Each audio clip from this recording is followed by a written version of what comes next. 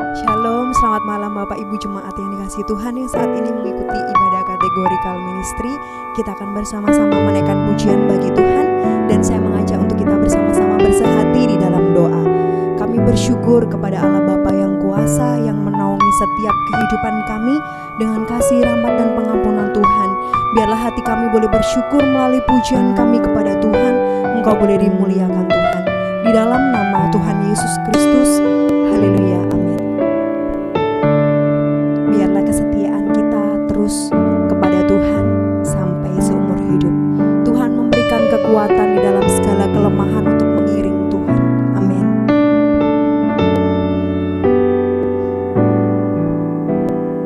Tak akan pernah ku sesali mengiring Yesus sepanjang hidupku, lewati lembah air mata. Ku saksikan kemuliaan-Mu dinyatakan. Berapapun harta yang harus ku bayar, ku kan tetap setia melayani, mengasihi-Mu, mengiring-Mu seumur hidupku. Janji-Mu kan tetap ku pegang teguh sampai ku dapat mahkota kehidupan. Amin. Sebab Tuhan tetap beserta dengan kita. Amin. Tak akan pernah ku sesali mengiring Yesus sepanjang hidupku, lewati lembah air mata. Ku saksikan kemuliaan-Mu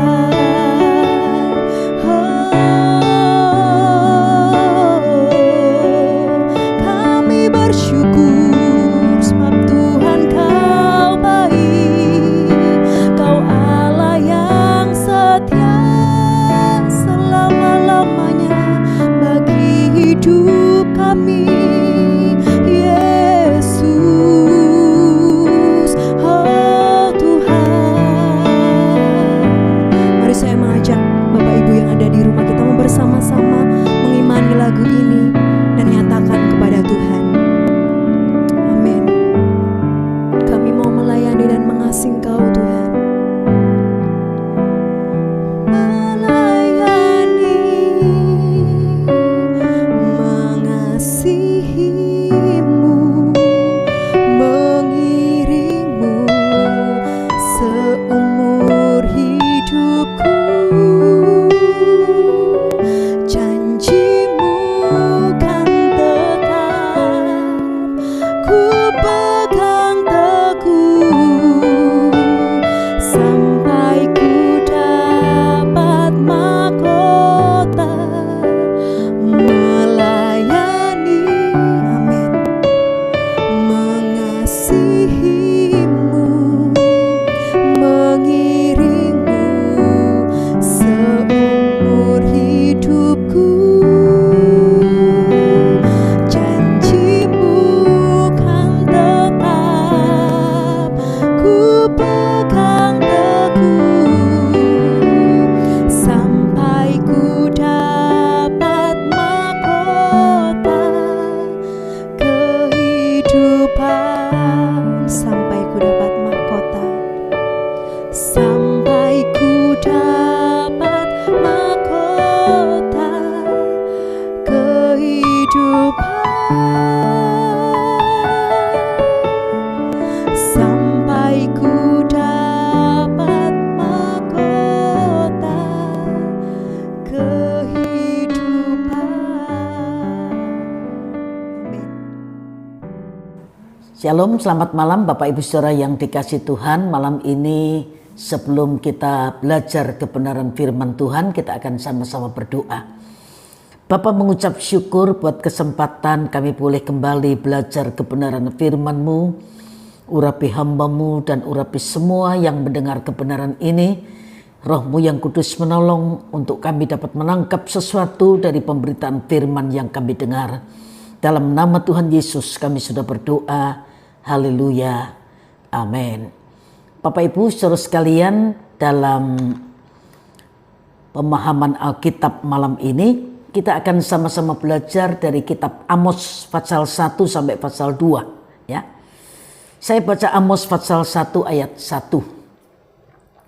Perkataan yang dinyatakan kepada Amos, salah seorang peternak domba dari Tekoa, tentang Israel pada zaman Uzia, Raja Yehuda, dan dalam zaman Yerobeam anak Yoas, Raja Israel, 2 tahun sebelum gempa bumi.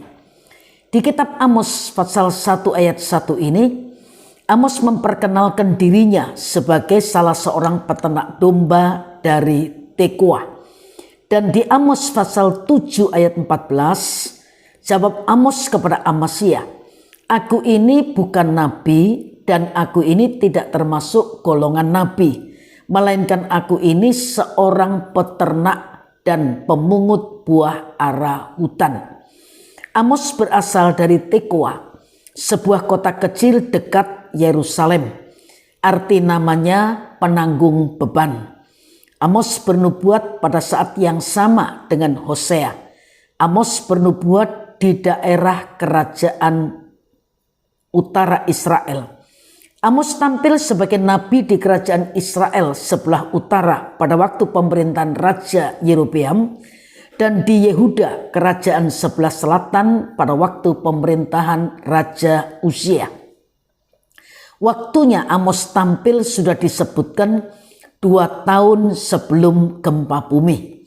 Kemudian kitab Amos ini dibuka dengan nubuat Amos tentang hukuman yang akan diterima oleh bangsa-bangsa asing di luar Israel.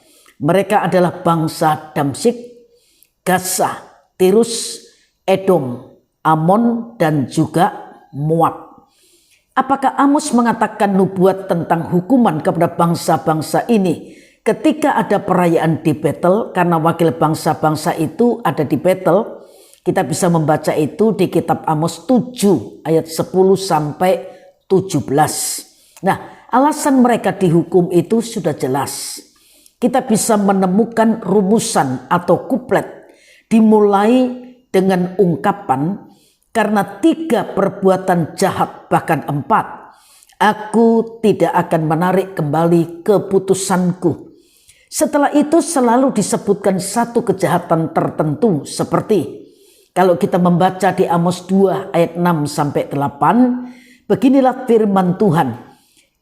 Karena ketiga perbuatan jahat Israel bahkan 4, aku tidak akan menarik kembali keputusanku. Oleh karena mereka menjual orang benar karena uang dan orang miskin karena sepasang kasut.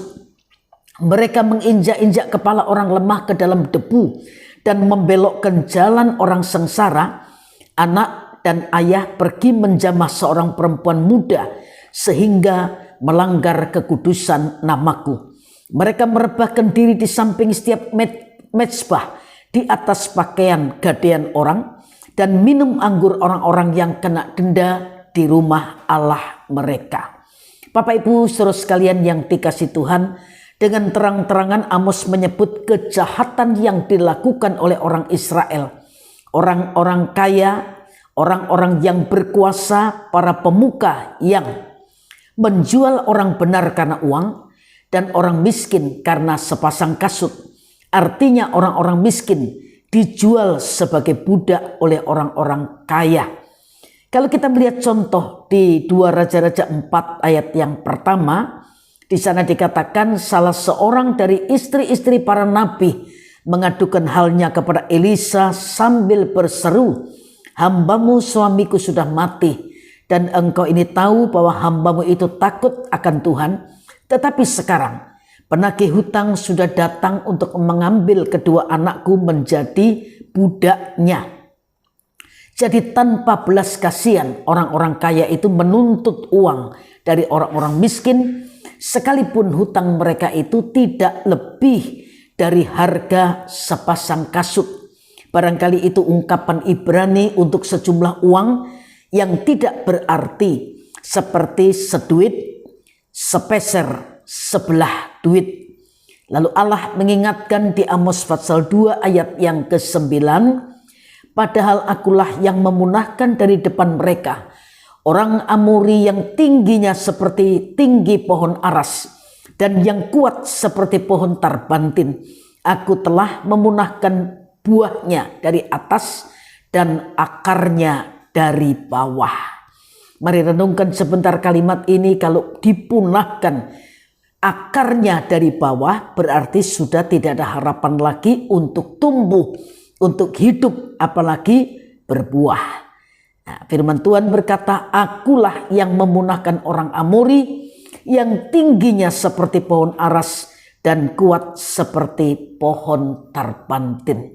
Bapak Ibu saudara yang dikasihi Tuhan, kalau kita masih ingat kisah 12 pengintai yang diutus oleh Musa dalam kitab Bilangan 13 ayat 32 sampai ayat yang ke-33.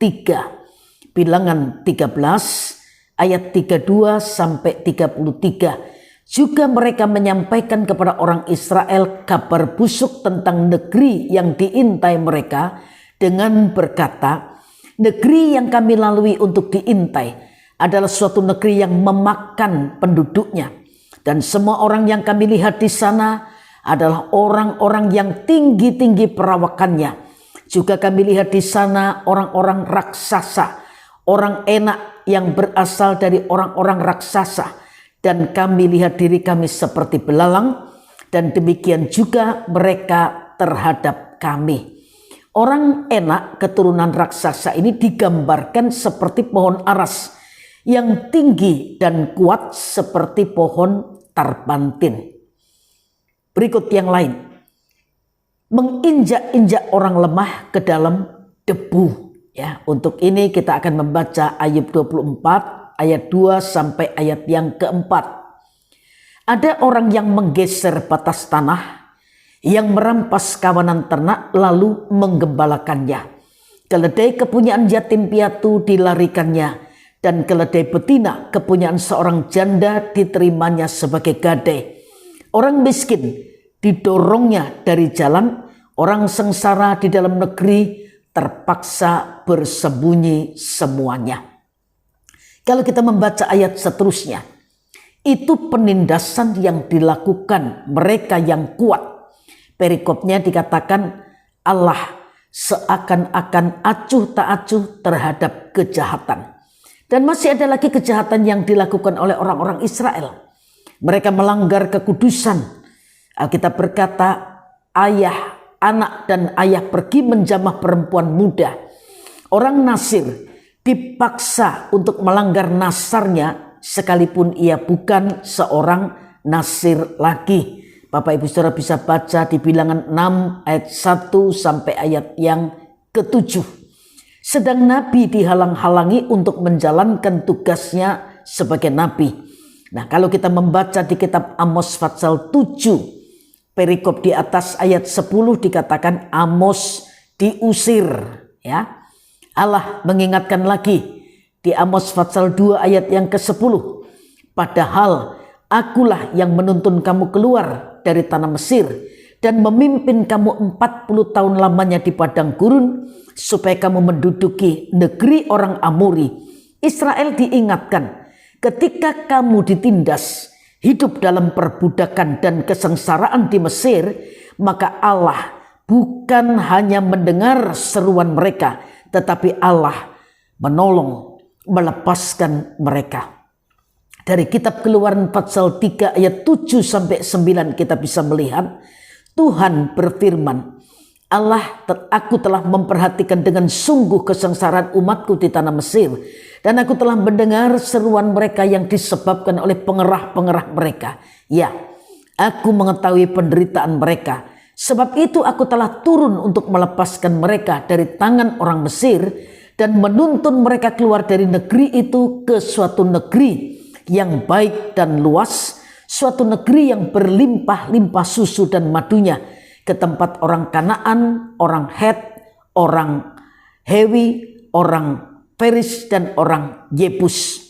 Sekarang seruan orang Israel telah sampai kepadaku, juga telah kulihat betapa kerasnya orang Mesir menindas mereka. Kalau kita membaca ayat-ayat ini Bapak Ibu Saudara sekalian, apakah Israel sudah melupakan pertolongan yang mereka alami sehingga Israel itu melakukan macam-macam kejahatan?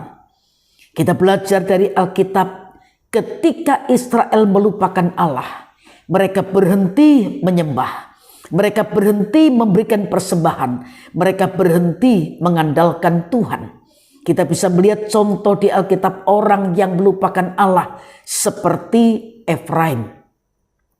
Dari Hosea pasal 13 ayat 1, ayat 2 dan ayat 6. Hosea 13 ayat 1, ayat 2 dan ayat 6 saya akan baca.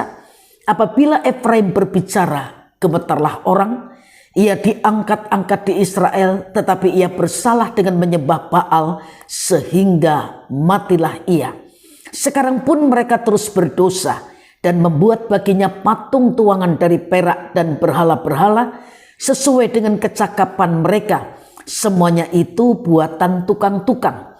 Persembahkanlah korban kepadanya, kata mereka, baiklah manusia mencium anak-anak lembu.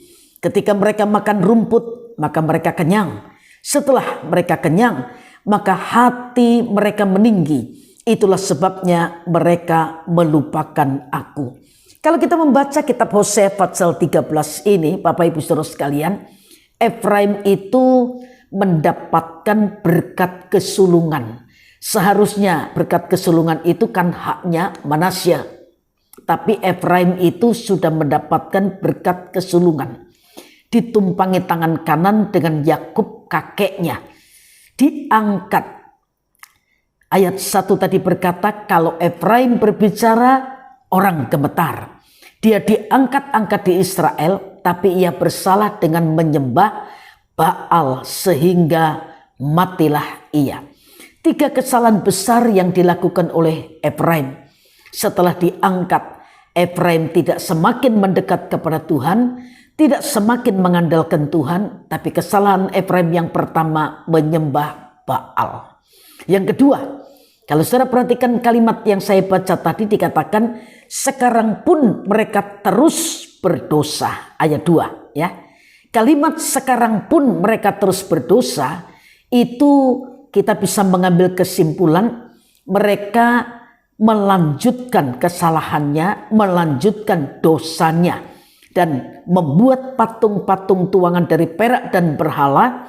Kemudian dikatakan persembahkanlah korban kepadanya, baiklah manusia mencium anak-anak lembu. Seharusnya kan anak-anak lembu yang mencium manusia. Tapi Alkitab berkata, baiklah manusia mencium anak-anak lembu. Jadi kita melihat bukan hanya Efraim itu menyembah Baal, tapi yang kedua Efraim itu menyembah ciptaan. Yang ketiga di ayat 6 dikatakan ketika mereka makan rumput maka mereka kenyang. Setelah kenyang hati mereka meninggi. Itulah sebabnya mereka melupakan aku. Kesalahan besar yang dilakukan oleh Efraim adalah yang ketiga, melupakan Allah, menjadi sombong. Tuhan itu sumber berkat. Tuhan itu yang mengangkat. Kitab Mazmur berkata, peninggian itu tidak datang dari barat atau timur, tapi dari Tuhan. Dikatakan setelah mereka kenyang. Apa itu kenyang? Kenyang itu berarti menikmati. Tidak semua orang makan dan menjadi kenyang. Saudara lihat di daerah kelaparan atau perang, ya, memang mungkin menerima makanan, tapi tidak sampai membuat mereka menjadi kenyang. Jadi kenyang itu juga bicara tentang puas. Nah kemudian kalau kita pelajari Alkitab, bukan hanya Efraim, tapi Rehabeam juga melupakan Allah, meninggalkan Allah. Kapan? 2 Tawarik 12 ayat yang pertama berkata, Rehabeam beserta seluruh Israel meninggalkan hukum Tuhan ketika kerajaannya menjadi kokoh dan kekuasaannya menjadi teguh. Rehabeam anak Salomo setelah merasa kerajaannya kokoh dan kekuasaannya teguh, mereka beserta seluruh Israel meninggalkan hukum Tuhan. Lihat contoh yang lain, Salomo. Dari membangun mezbah kepada Allah menjadi membangun mezbah bagi Baal. Saudara bisa baca di 1 Raja-Raja 11 ayat yang kelima. 1 Raja-Raja 11 ayat yang kelima. Demikianlah Salomo mengikuti Asitoret, dewi orang Sidon, dan mengikuti Milkom, dewa kejijikan sembahan orang Amon. Ya, jadi Bapak Ibu Saudara, kita bisa merasakan betapa Tuhan itu merasa kecewa ketika melihat manusia yang sudah diangkat dalam kemuliaannya tidak semakin mendekat, tidak semakin mempermuliakan Allah, tetapi malah berbalik meninggalkan Allah. Yesaya 17 ayat 10 bagian A berkata, Yesaya 17 ayat 10 bagian A, sebab engkau telah melupakan Allah yang menyelamatkan engkau dan tidak mengingat gunung batu kekuatanmu.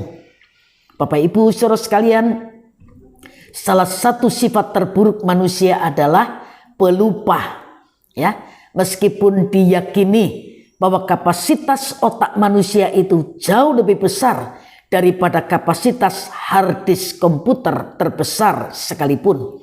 Selama kita hidup di dunia ini, sudah berapa kali kita mengalami hal yang namanya lupa, ya.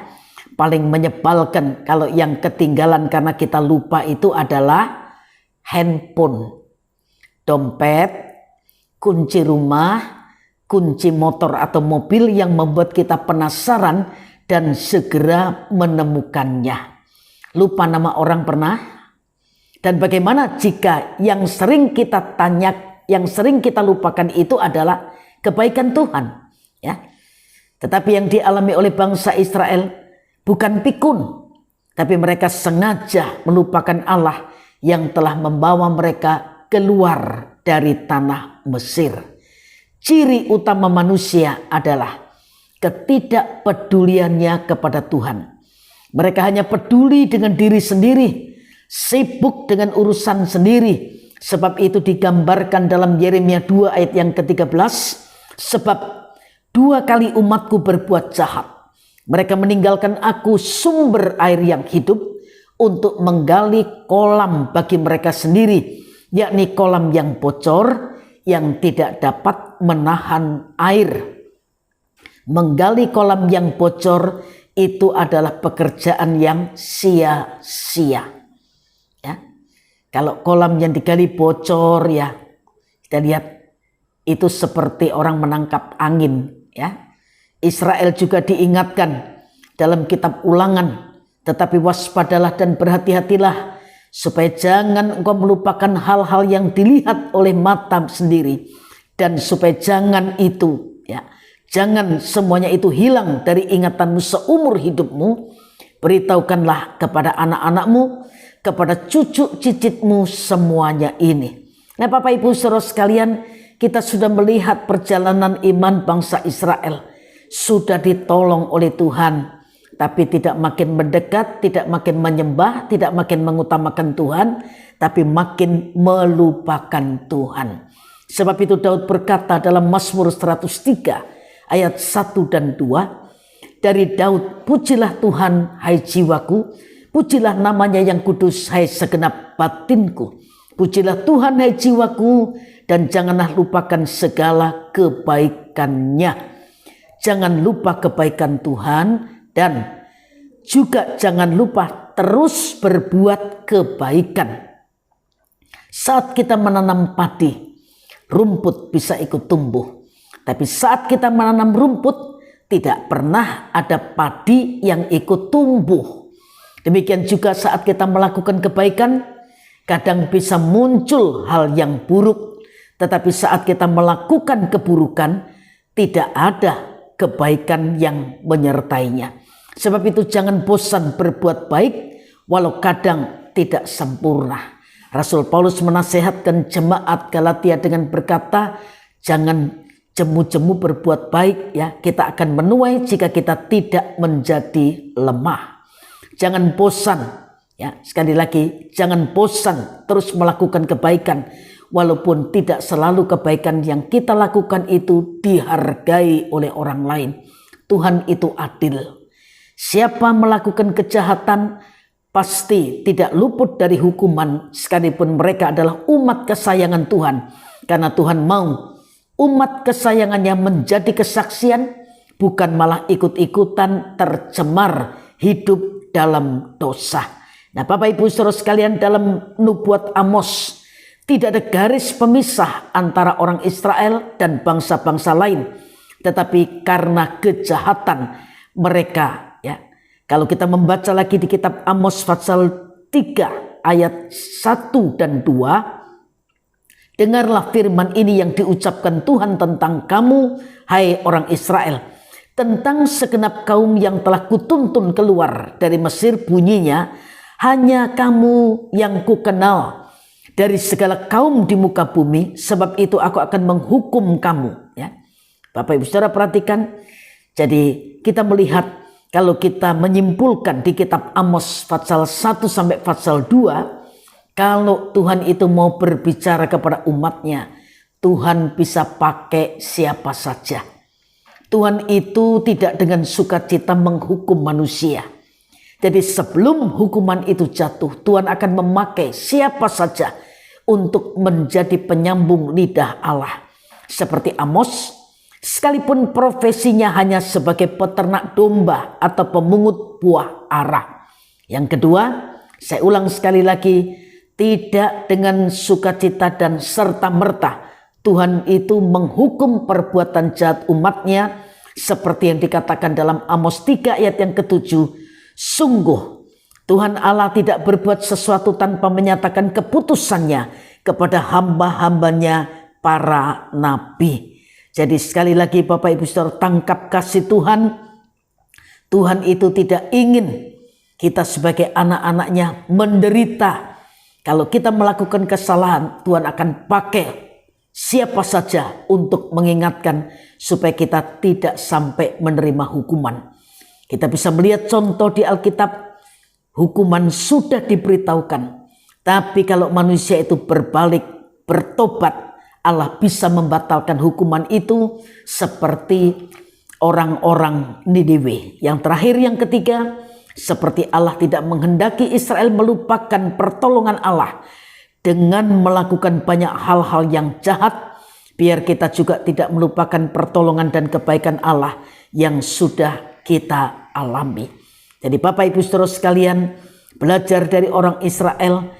Ketika Israel melupakan Allah, maka mereka berhenti menyembahnya. Ketika Israel lupa sumber berkat itu Tuhan, mereka berhenti memberikan persembahan. Ketika Israel lupa bahwa tanpa Tuhan mereka bukan apa-apa, mereka berhenti mengandalkan Tuhan. Tuhan menolong kita supaya kita tidak melakukan seperti yang orang-orang Israel lakukan, tapi mari kita terus berpaut, ya. Hati kita terus berpaut dan kita terus mengandalkan Tuhan dalam semua aspek kehidupan kita. Tuhan memberkati Bapak Ibu Saudara sekalian. Mari kita sama-sama berdoa.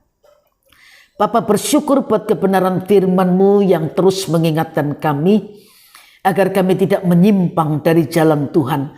Karena Tuhan menyediakan berkat bukan hukuman. Itu sebabnya ketika kami salah, melangkah, menyimpang dari jalan Tuhan, dengan kasih Tuhan bisa memakai siapa saja untuk mengingatkan kami untuk kembali kepada jalan Tuhan, supaya kami tidak menerima hukuman, tapi kami menerima berkat yang Tuhan sediakan. Meteraikan firman-Mu dan terjemahkan lebih dari yang hamba-Mu bisa sampaikan malam hari ini. Roh Kudus menolong setiap kami agar kami dapat mengerti, kami dapat menangkap kehendak Tuhan. Dan setelah kami bisa menangkap kehendak Tuhan, Roh Kudus penolong itu memampukan kami menjadi pelaku firman. Dalam nama Tuhan Yesus Kristus kami sudah berdoa. Haleluya. Amin. Tuhan memberkati Bapak Ibu Saudara sekalian dan selamat malam.